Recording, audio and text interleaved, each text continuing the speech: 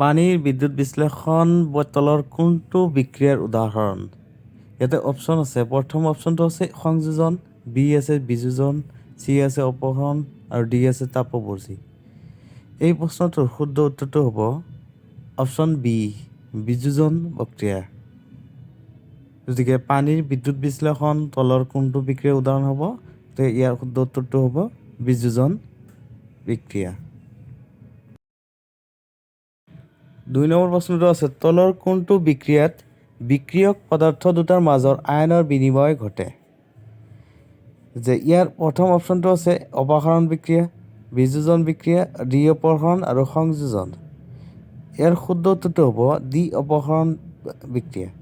যে যি বিক্ৰিয়াত বিক্ৰিয়ক পদাৰ্থ দুটাৰ মাজত আয়নৰ বিনিময় ঘটে সেই বিক্ৰিয়াটো সাধাৰণতে ডি অপহৰণ বিক্ৰিয়া হয়। 3 নম্বৰ প্ৰশ্নটো আছে, প্ৰাকৃতিক গেছৰ দহন তলৰ কোনটো বিক্ৰিয়াৰ উদাহৰণ? যে প্ৰাকৃতিক গেছ যদি দহন কৰা হয় তেন্তে কোনটো বিক্ৰিয়া সংঘটিত হ'ব? অপশ্যন এ আছে তাপগ্ৰাহী, অপশ্যন বি আছে তাপবৰ্জি, অপশ্যন চি আছে সংযোজন আৰু অপশ্যন ডি আছে অধক্ষেপণ। যে প্ৰাকৃতিক গেছ যদি আমি দহন কৰা হয় তেন্তে তাতে তাপবৰ্জি বিক্ৰিয়াটো সংঘটিত হয়। ইয়াৰ শুদ্ধ উত্তৰটো হ'ব অপশ্যন বি, তাপবৰ্জি বিক্ৰিয়া। তাপবৰ্জি বিক্ৰিয়াটো হ'ল য'ত যি বিক্ৰিয়াত মানে তাপৰ উৎপন্ন হয় সেই বিক্ৰিয়াটো কোৱা হয় তাপবৰ্জি বিক্ৰিয়া। গতিকে প্ৰাকৃতিক গেছ যদি দহন কৰা হয় তেতিয়া প্ৰচুৰ পৰিমাণে তাপ উৎপন্ন হয়, সেয়ে এইটো এটা তাপবৰ্জি বিক্ৰিয়া। 4 নম্বৰ প্ৰশ্ন আছে, zinc oxide plus carbon equal to zinc plus carbon monoxide. এই বিক্ৰিয়াত জাৰিত আৰু বিজাৰিত পদাৰ্থ দুটা কি হ'ব? অপশ্যন এ আছে জিংক অক্সাইড আৰু কাৰ্বন, অপশ্যন বি আছে জিংক আৰু কাৰ্বন মনক্সাইড, অপশ্যন চি আছে জিংক অক্সাইড আৰু কাৰ্বন মনক্সাইড, অপশ্যন ডি আছে কাৰ্বন আৰু জিংক অক্সাইড। গতিকে ইয়াৰ শুদ্ধ উত্তৰটো হ'ব কাৰ্বন আৰু জিংক অক্সাইড, অৰ্থাৎ অপশ্যন ডি। যে কাৰ্বনৰ সৈতে ইয়াতে অক্সিজেন যোগ হৈছে, গতিকে কাৰ্বন জাৰিত হৈছে আৰু জিংকৰ পৰা অক্সিজেন অপসাৰণ হৈছে, গতিকে কি হ'ব? জিংক অক্সাইডটো বিজাৰিত হৈছে। 5 নম্বৰ প্ৰশ্নটো আছে, MnO2 plus 4HCl equal to MnCl2 plus H2O plus Cl2। এই বিক্ৰিয়াত জাৰিত আৰু বিজাৰিত পদাৰ্থ দুটা ক্ৰমে কি হ'ব?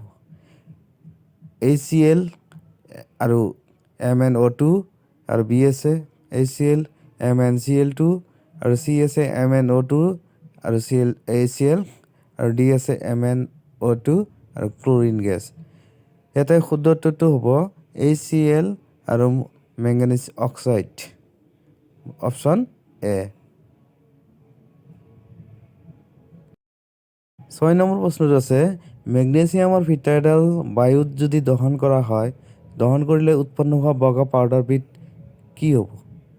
অপশ্যন এ আছে মেগনেছিয়াম কাৰ্বনেট, বি আছে মেগনেছিয়াম নাইট্ৰেট, চি আছে মেগনেছিয়াম অক্সাইড আৰু ডি আছে মেগনেছিয়াম হাইড্ৰক্সাইড। গতিকে ইয়াৰ শুদ্ধ উত্তৰটো হ'ব মেগনেছিয়াম অক্সাইড। যে মেগনেছিয়ামৰ ফিটা এডাল বায়ুত দহন কৰিলে কি হয়? মেগনেছিয়াম অক্সাইড এটা বগা পাউডাৰত পৰিণত হয়, MgO। গতিকে শুদ্ধ উত্তৰটো হ'ব মেগনেছিয়াম অক্সাইড। 7 নম্বৰ প্ৰশ্নটো আছে, পোৰা চূণে পানীৰ লগত কৰা বিক্ৰিয়াটো তলৰ কোনটো বিক্ৰিয়াৰ উদাহৰণ? অপশ্যন এ আছে সংযোজন, অপশ্যন বি আছে বিযোজন, অপশ্যন চি আছে তাপবৰ্জি আৰু অপশ্যন ডি আছে এ আৰু চি, অৰ্থাৎ সংযোজন আৰু তাপবৰ্জি। ইয়াতে শুদ্ধ উত্তৰটো হ'ব অপশ্যন এ আৰু চি, যে সংযোজন আৰু তাপবৰ্জি দুয়োটাই হয়। পোৰা চূণে পানীৰ লগত বিক্ৰিয়া কৰিলে এই দুয়োটা বিক্ৰিয়াই হোৱা বুলি কোৱা হয়, সংযোজন আৰু তাপবৰ্জি। 8 নম্বৰ প্ৰশ্নটো আছে, ফেৰাছ ছালফেট তাপীয় বিযোজনত উৎপন্ন হয়। অপশ্যন এ আছে ছালফাৰ ডাই অক্সাইড, অপশ্যন বি আছে ছালফাৰ ট্ৰাইঅক্সাইড, অপশ্যন চি আছে ফেৰাছ অক্সাইড, অপশ্যন ডি আছে ওপৰ আটাইকেইটা। যে ইয়াতে ফেৰাছ ছালফেট যদি তাপীয় বিযোজনত সংঘটিত হয় তেন্তে এই আটাইবোৰ উৎপন্ন হোৱা আমি দেখিবলৈ পাওঁ। গতিকে শুদ্ধ উত্তৰটো হ'ব অপশ্যন ডি, ওপৰৰ আটাইকেইটা। 9 নম্বৰ প্ৰশ্নটো আছে, চূণশিল উত্তপ্ত কৰি পোৰা চূণ উৎপন্ন কৰা বিক্ৰিয়াটো তলৰ কোনটো বিক্ৰিয়াৰ উদাহৰণ? অপশ্যন এ আছে সংযোজন, অপশ্যন বি আছে বিযোজন, অপশ্যন চি আছে অপসাৰণ আৰু অপশ্যন ডি আছে তাপৱৰ্জী। ইয়াৰ শুদ্ধ উত্তৰটো হ'ব বিযোজন বিক্ৰিয়া, অৰ্থাৎ অপশ্যন বি, বিযোজন বিক্ৰিয়া। চূণশিল উত্তপ্ত কৰি পোৰা চূণ উৎপন্ন কৰা বিক্ৰিয়াটোৰ হ'ব বিযোজন প্ৰক্ৰিয়াৰ উদাহৰণ। 10 নম্বৰ প্ৰশ্নটো আছে, লেড নাইট্ৰেট তাপীয় বিযোজনত তলৰ কোনটো উৎপন্ন হয়? Lead oxide, nitrogen oxide, nitrogen আৰু অক্সিজেন। যে লেড নাইট্ৰেট তাপীয় বিযোজনত তলৰ কোনটো উৎপন্ন হয়? যে নাইট্ৰজেন গেছ উৎপন্ন হয়। গতিকে শুদ্ধ উত্তৰটো হ'ব অপশ্যন চি।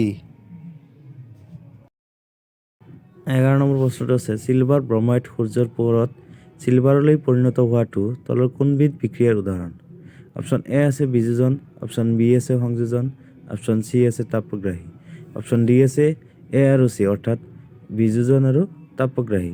গতিকে চিলভাৰ ব্ৰমাইড যদি সূৰ্যৰ পোহৰত চিলভাৰলৈ পৰিণত হ'বলৈ দিয়া হয় তেন্তে বিযোজন আৰু তাপগ্ৰাহী দুয়োটাই বিক্ৰিয়াই সংঘটিত হয়। গতিকে ইয়াৰ শুদ্ধ উত্তৰটো হ'ব অপশ্যন ডি, যে বিযোজন আৰু তাপগ্ৰাহী, অৰ্থাৎ এ আৰু চি।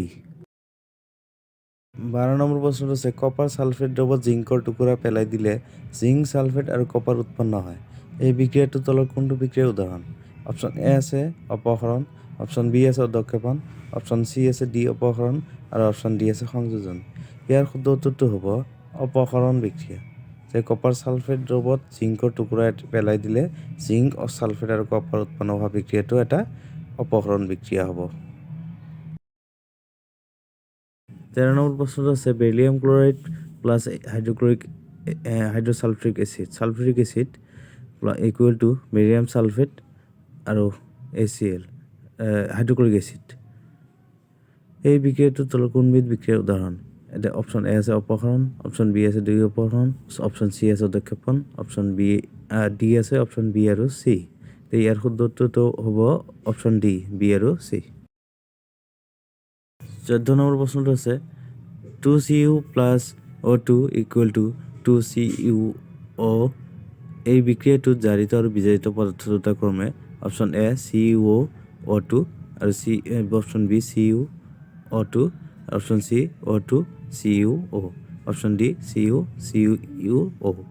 ইয়াৰ শুদ্ধ উত্তৰটো হ'ব অপশ্যন বি, কপাৰ আৰু অক্সিজেন গেছ। 15 নম্বৰ প্ৰশ্নটো আছে, কপাৰৰ ক্ষয়ীভৱন ঘটিলে কপাৰৰ সামগ্ৰীৰ পৃষ্ঠত কেনেধৰণৰ চামনি পৰে বা কেনে বৰণৰ চামনি পৰে? অপশ্যন এ আছে কলা, অপশ্যন বি আছে মুগা, অপশ্যন চি আছে সেউজীয়া আৰু অপশ্যন ডি আছে ৰঙা। ইয়াৰ শুদ্ধ উত্তৰটো হ'ব সেউজীয়া। যে কপাৰৰ ক্ষয়ীভৱন ঘটিলে কপাৰৰ সামগ্ৰীৰ পৃষ্ঠত সেউজীয়া বৰণৰ চামনি পৰে। গতিকে ইয়াৰ শুদ্ধ উত্তৰটো হ'ব সেউজীয়া, অপশ্যন চি। Thank U.